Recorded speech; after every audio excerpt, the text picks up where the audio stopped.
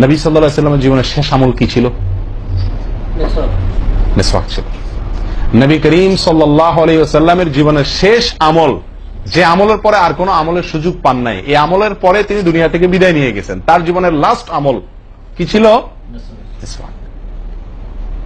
তিনি আয়েশা রাদিয়াল্লাহু তাআলা আনহার কোলে মাথায় রেখে শুয়েছিলেন মৃত্যুর ঠিক আগ মুহূর্তে। শরীরে আর শক্তি ছিল না মেসওয়াক চিবানোর মতো, নতুন মেসওয়াক চিবায়া ওটাকে নরম করবেন এই শক্তিটা ছিল না। আল্লাহ রাসূল সাল্লাল্লাহু আলাইহি ওয়াসাল্লাম আয়েশা রাদিয়াল্লাহু তাআলা আনহাকে দিলেন, আয়েশা মেসওয়াকটা আমাকে একটু চাবায়া দাও।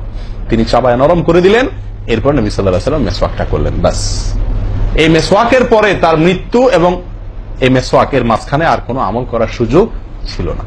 ভাই, কত গুরুত্বপূর্ণ আমল বোঝা উচিত। ওজুর সময় মেসওয়াকটা উঠে গেছে, আমরা কি করবো? ইনশাআল্লাহ সবসময় মেসওয়াক পকেটে রাখবো তো ইনশাআল্লাহ।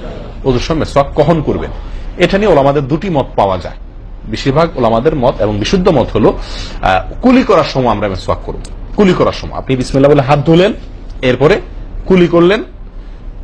মেসওয়াক করতে হবে এভাবে, সোজাসুজি, উপরে নিচে না, পাশাপাশি, ঠিক আছে? মেসওয়াক দিয়ে এভাবে আপনি খুব বেশি সময় করার দরকার না, একটা ঘষা দেন উপরের মাড়িতে, আর একটা ঘষা দেন নিচের দাঁতে, দিয়ে এবার একবার কুলি করে ফেলান, ঠিক আছে? আবার মেসওয়াক দিয়ে একটা ঘষা দেন, আবার একটা ঘষা দেন, আবার কুলি করে ফেলেন। এভাবে 3 বার মেসওয়াক করেন, 3 বার কুলি করেন, বা সুন্নাত আদায় হয়ে গেল। কথাকে বুঝাতে পারছি? আল্লাহ তাআলা আমাদের সকলকে তৌফিক দান করেন।